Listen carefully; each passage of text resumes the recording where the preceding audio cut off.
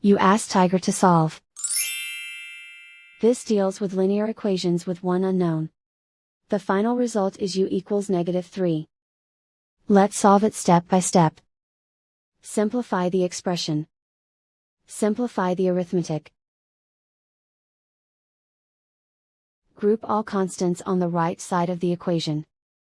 Add 17 to both sides. Simplify the arithmetic.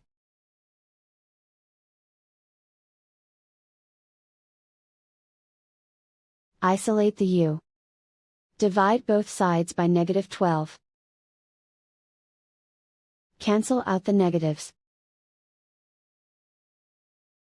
Simplify the fraction. Move the negative sign from the denominator to the numerator.